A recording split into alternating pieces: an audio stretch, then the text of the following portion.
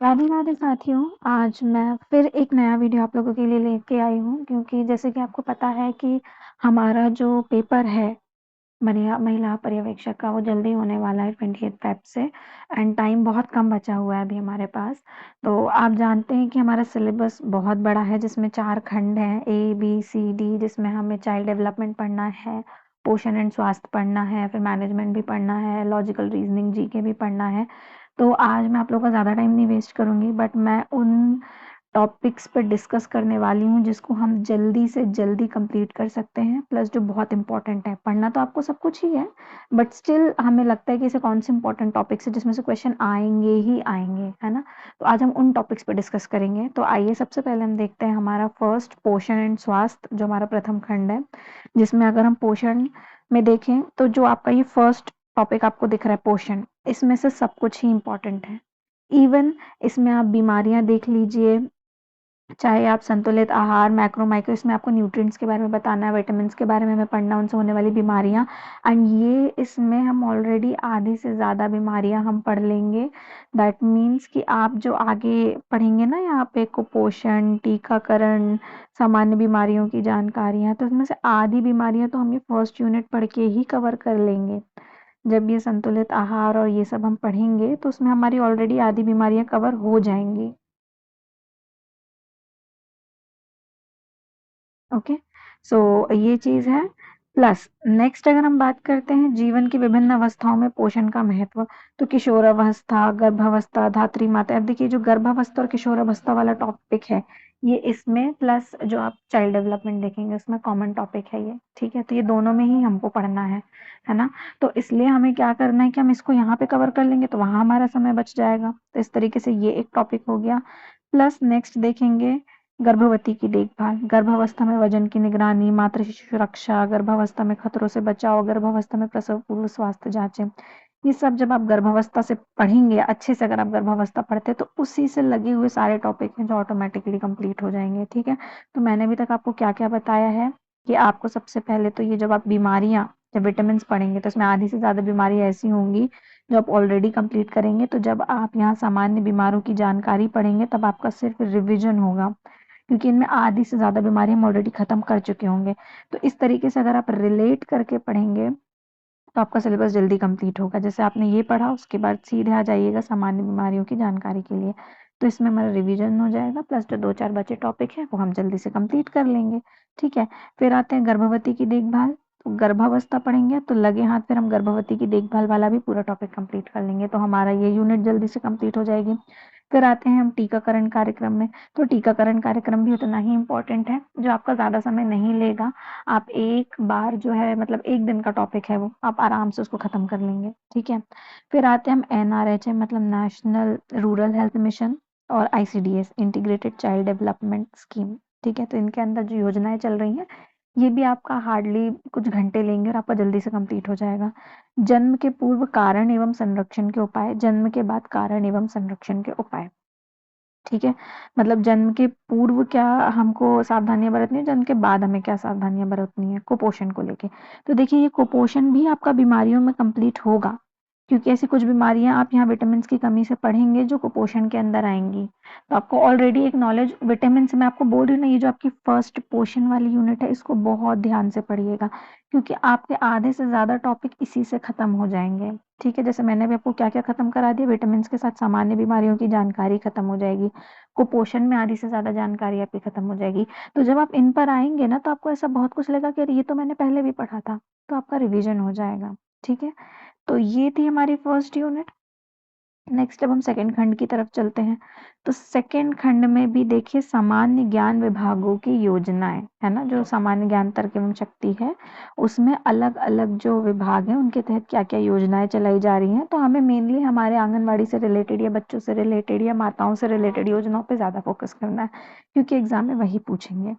Plus नियम, अधिनियम एवं अधिकार, मतलब जितना भी हम, ये पॉलिटी आ जाती है अब इसमें, जितने भी बच्चों से लेकर महिलाओं से रिलेटेड और प्रेग्नेंट लेडीज से रिलेटेड, बुजुर्गों से रिलेटेड जो भी नियम कानून बने हैं हमें उनको पढ़ना है इसमें। ये नहीं कि हम पूरी पॉलिटी लेके बैठ गए, ठीक है, कोई जरूरत नहीं। जैसे यहाँ पे लिखा है दहेज प्रतिरोध, संपत्ति का अधिकार, बाल विवाह रोक अधिनियम। तो आपको पता है हम आंगनवाड़ी का एग्जाम दे रहे हैं, तो आप पढ़ोगे तो आपको खुद समझ में आ जाएगा कि नहीं नहीं मुझे ये पढ़ना है, ये नहीं पढ़ना है। ठीक है, तो हमें सिर्फ इनको पढ़ना है।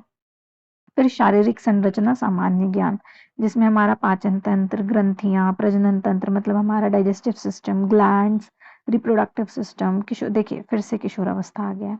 देखा, तो किशोरावस्था भी हमने वहां पे भी पढ़ा था, किशोरावस्था हम यहाँ पे भी पढ़ेंगे। तो जब आप ऑलरेडी फर्स्ट यूनिट में पढ़ चुके होंगे तो इधर हमें इतनी जरूरत नहीं पड़ेगी उसको पढ़ने की, राइट।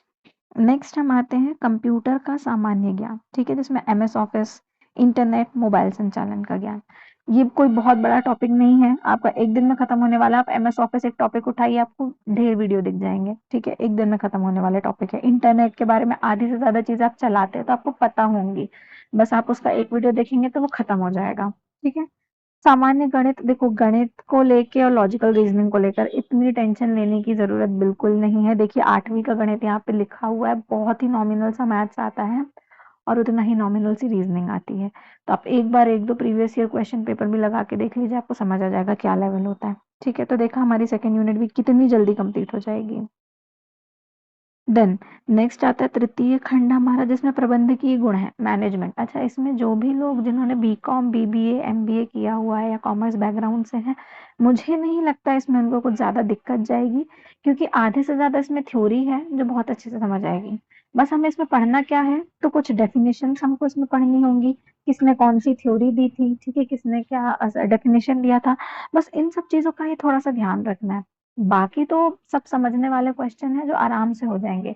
प्लस जो साइंस वाले हैं वो भी, उनको इतना इसमें घुसने की जरूरत नहीं है। थोड़ा सा जैसे संचार, मतलब इसमें कम्युनिकेशन पढ़ना है, हमें मोटिवेशन पढ़ना है, लीडरशिप पढ़नी है, प्लानिंग, कंट्रोलिंग, ऑर्गेनाइजिंग, ये सब चीजें हमको पढ़ना है, ठीक है।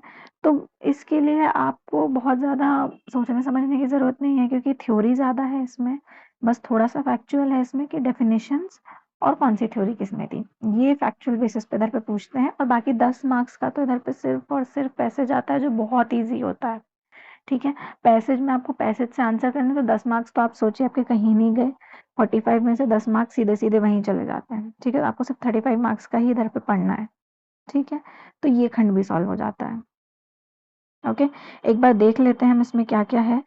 संचार एवं परामर्श कौशल से संबंधित 2 अपठित गद्यांश पर आधारित प्रश्न है। ये देखिए मैंने बोला था ना 10, सॉरी 12 है ना, तो 12 मार्क्स का तो आपका सीधे सीधे यही आ जाता है।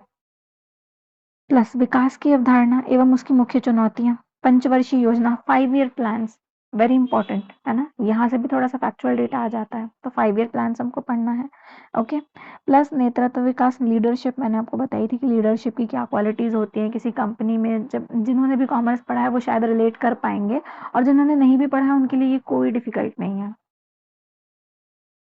नेक्स्ट हम आ जाते हैं हमारे चतुर्थ खंड पे, ठीक है। चतुर्थ खंड हमारा प्रारंभिक देखभाल एवं शिक्षा, चाइल्ड डेवलपमेंट एंड एजुकेशन, ठीक है। तो अब इसमें जो है बाल विकास का परिचय, ठीक है ना। तो बाल विकास के परिचय में बुनियादी अवधारणाएं, वृद्धि एवं विकास, बच्चा कैसे, मतलब बच्चे की पूरी प्रोसेस, वो पैदा होता है फिर कैसे उसका विकास होता है, कैसे कैसे धीरे धीरे वो क्या चीजें सीखता है, उसका मेंटल स्टेट कैसा होता है, उसकी मानसिक स्थिति कैसी होती है, वो क्या चीज अडॉप्ट करता है, ये सब चीजों के बारे में हमें पढ़ना पड़ेगा, ठीक है ना। जिसमें अलग अलग लोगों ने, जैसे थॉर्नडाइक है ना, जीन जीन पियाजे है, ऐसे बहुत सारे जो हैं, मतलब आप देखेंगे बहुत सारे ऐसे पर्सनालिटीज हैं जिन्होंने अलग अलग डेफिनेशंस दी है। तो इसमें आपको थोड़ा सा वो देखना रहेगा, क्योंकि इसमें ऐसे क्वेश्चंस आते हैं कि ये सिद्धांत किसने दिया, तो कुछ सिद्धांत है जिनके बारे में आपको पढ़ना पड़ेगा, ठीक है। फिर शाला पूर्व शिक्षा परिचय, है ना, बच्चा स्कूल जाने से पहले जो रहता है क्या क्या चीजें सीखता है, कैसे सीखता है, क्या-क्या प्रोसेस होती है, तो इसमें हमें ये पढ़ना होगा, ठीक है। फिर विशेष आवश्यकता वाले बच्चे, है ना, तो कौन से विशेष आवश्यकता वाले बच्चे होते हैं, उनकी पहचान कैसे की जाती है, फिर उनको कैसे पढ़ाया जाता है ना। जैसे कुछ भी हम देख सकते हैं जिन्हें शायद या सुनाई कम देता है, या जिन्हें देखने में थोड़ी दिक्कत होती है, या चलने में थोड़ी दिक्कत है, समझने में थोड़ी दिक्कत है, तो उन बच्चों के साथ कैसे डील किया जाता है, या उनके लिए कौन से कार्यक्रम चलाए जा रहे हैं, ये सब पढ़ना होगा। फिर बाल देखभाल एवं संरक्षण, है ना, तो फिर बच्चे की देखभाल कैसे की जाती है, ठीक है। और जो रोग से प्रभावित बच्चे हैं उनके लिए क्या योजनाएं हैं, उनके लिए क्या कानून है, एकीकृत बाल सुरक्षा योजना, ये देखिए ये इंटीग्रेटेड चाइल्ड डेवलपमेंट स्कीम जो हमने फर्स्ट यूनिट में भी पढ़ी थी। तो मेरा मतलब यही था कि ऐसे बहुत सारे टॉपिक है जो रिपीटेड हैं, तो सिलेबस को पहले अच्छे से आप देख लो, ठीक है। तो मैंने आपको बताया कि आपकी बहुत सारी चीजें तो फर्स्ट यूनिट करने से ही कंप्लीट हो जाएंगी, तो आप अगर उस पर ध्यान दोगे तो आपका बहुत सारा सिलेबस वहीं से कंप्लीट हो जाएगा, ठीक है। अब आप देख लीजिए कि आपको किस तरीके से करना है। मैंने आपको एक बार पूरा सिलेबस का ओवरव्यू दे दिया है। अब उस तरीके से अगर आप करेंगे तो आपका सिलेबस मेरे हिसाब से आप जल्दी से जल्दी कंप्लीट कर पाएंगे और आप रिवीजन पे पहुंच पाएंगे।